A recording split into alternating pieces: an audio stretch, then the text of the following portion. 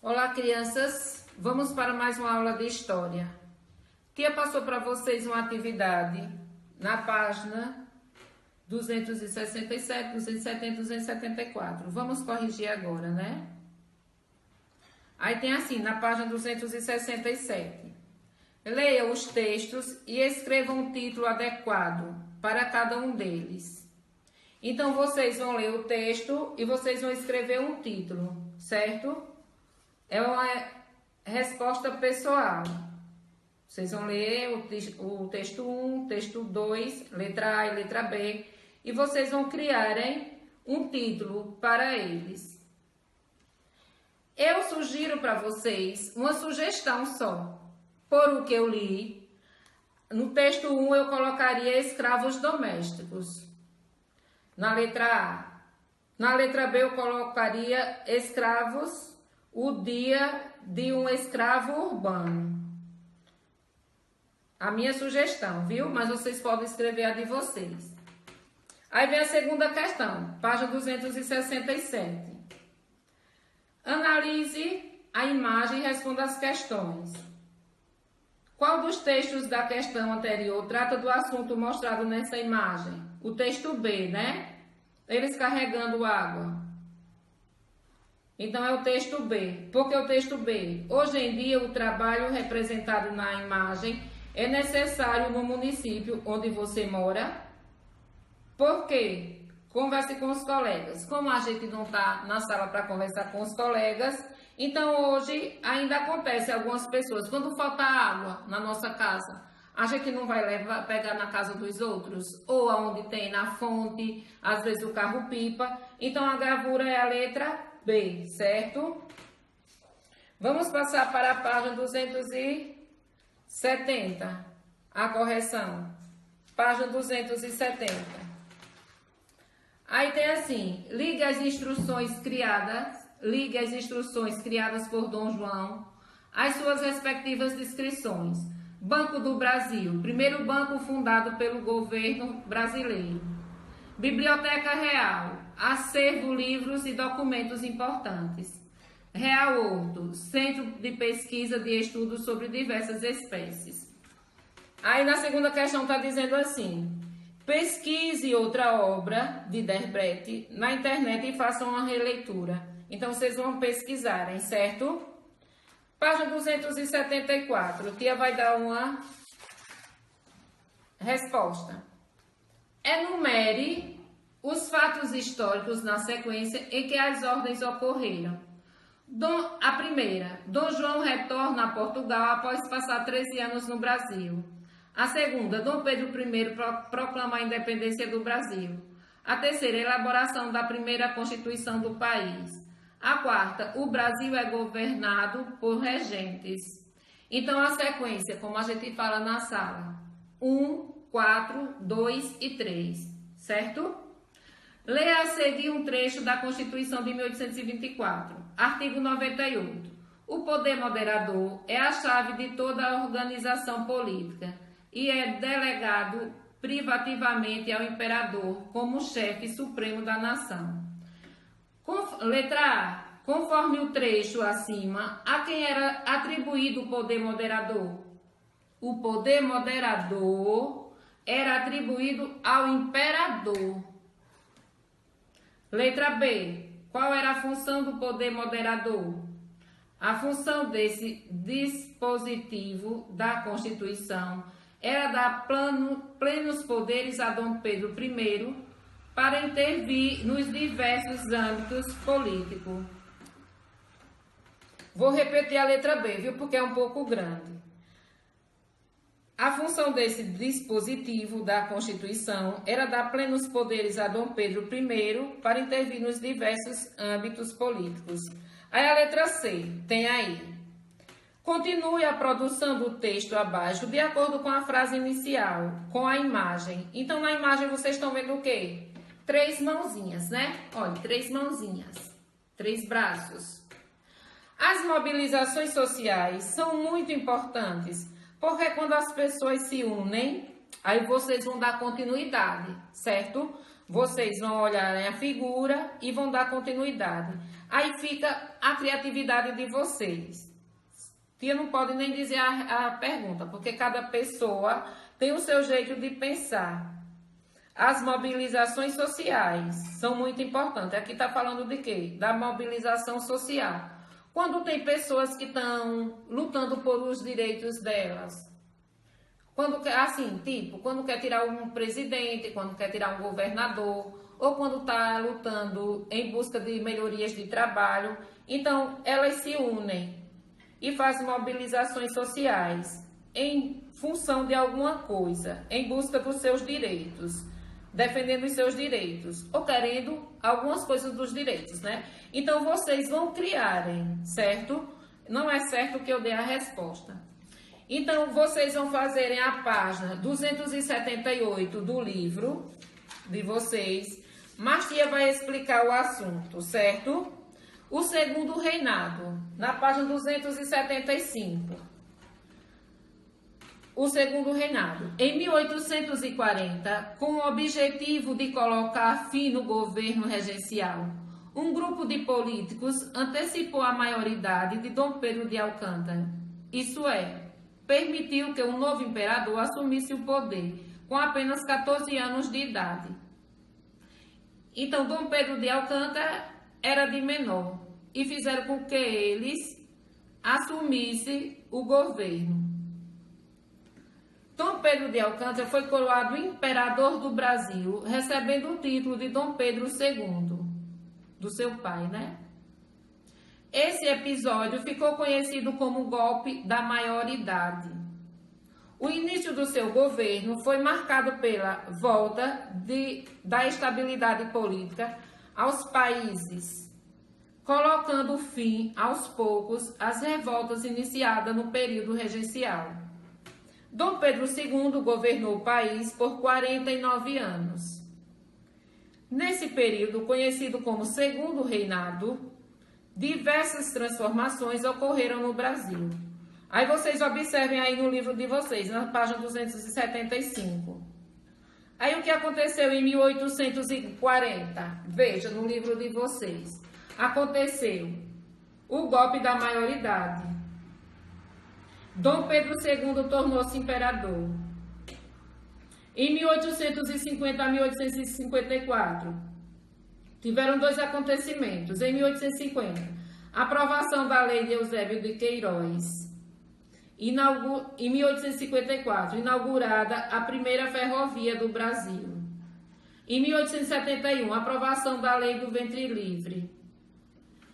Em 1889, a proclamação da República. E em 1888, a assinatura da Lei Áurea, que oficialmente põe fim na escravidão do Brasil. Então, essas aprovações de leis foi contra os escravos, foi a favor dos escravos, viu? A aprovação da Lei Eusébio de Queiroz, a aprovação para colocar um fim na escravatura, a aprovação do Lei do Ventre Livre, que foi as escravas poderiam ter filhos e criar. Então, isso daí foi ligado ao quê? Ao que Tia já falou sobre os negros, os escravos. Leiam direitinho e vamos passar para a página 276. Ascensão do café. Ao longo do século XVIII, o café tornou-se o produto mais importante da economia brasileira, com o aumento do seu consumo nos Estados Unidos e na Europa. A exportação do café tornou-se muito lucrativa. Assim, esse produto passou a ser amplamente cultivado na atual região sudeste, principalmente no estado do Rio de Janeiro e São Paulo. A modernização do Brasil. A riqueza obtida com a exportação do café causou diversas transformações na região sudeste do país, onde estava concentrada a maior parte dos cafezais. Por que, gente, nessa região sudeste tem mais café? Porque lá o clima é mais favorável. o clima não é quente, igual aqui no Nordeste. No Nordeste não dá café. Eu costumo dizer, quando eu leio essas coisas, que o café daqui do Brasil, a gente não toma o melhor café. O melhor café, eles são exportados para outros países. Aqui no Brasil só fica só o cafezinho mais ruim, sabe? Mas fica café. Até os meados do século XIX, o transporte de grande parte do café era feito no lombo de mulas. Entretanto, a expansão das lavouras cafeeiras para o interior do estado de São Paulo tornou-se muito grande. A distância entre as fazendas de café e os portos para exportação. Assim, para escoar a produção, foram construídas diversas ferrovias. Então, como o Tia falou, né? O café, ele é um produto muito caro. Aqui, aí por isso que ele é muito exportado para outros lugares, certo? E o café, ele ficou sendo grande, a expansão da lavoura cresceu, e como ele era exportado em cavalos, em burros, aí teve que criar ferrovias, como vocês estão vendo aí no livro de vocês, uma ferrovia onde passa trem. Por quê? Porque os trens eles levavam mais cargas e levavam mais quantidade, né? Na página 277, o crescimento da urbanização. O lucro gerado pela exportação do café impulsionou também a urbanização no Brasil. Foi crescendo, né? O lucro. Onde gera dinheiro, sempre tem mais gente, né? Para trabalhar. A instalação de ferrovias propiciou a criação de diversas cidades próximas às suas estações. Na cidade que já existia a chegada das ferrovias, acelerou o crescimento. O desenvolvimento dessas cidades propiciou a implantação de diversos serviços públicos, como água, esgoto, iluminação, a gás e transporte urbano. Então, para vocês verem, tudo que vai assim, que onde tem mais trabalho, sempre tem mais gente, sempre gera mais lucro, sempre desperta a urbanização, vai chegando mais pessoas para trabalhar. E com isso também vai crescendo o emprego, as escolas, tem que também ter mais redes de esgoto, iluminação, médicos, tudo isso, onde vai chegando mais gente, né? A urbanização vai crescendo e as coisas vão se modificando. O desenvolvimento das cidades vão crescendo. De fato, a chegada da estrada de ferro constituiu um marco importante, tanto para as cidades mais antigas quanto para as vilas recém-fundadas nas frentes pioneiras da produção do café.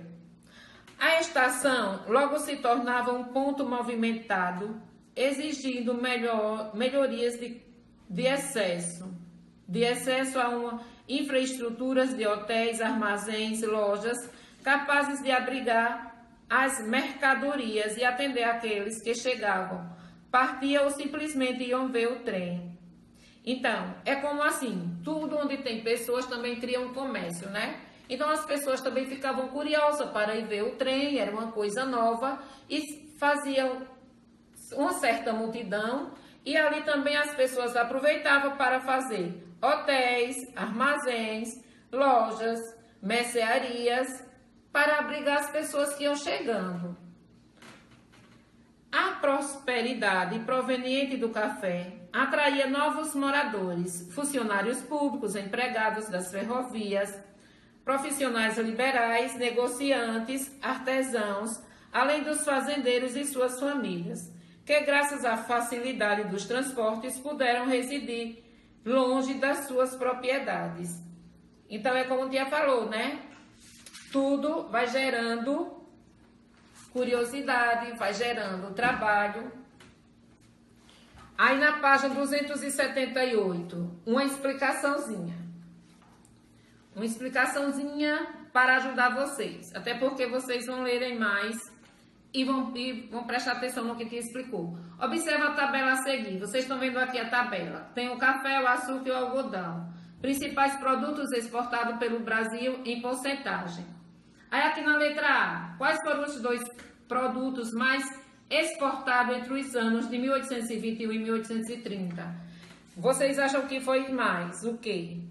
Vou dar a resposta, mas vocês continuem lendo, certo?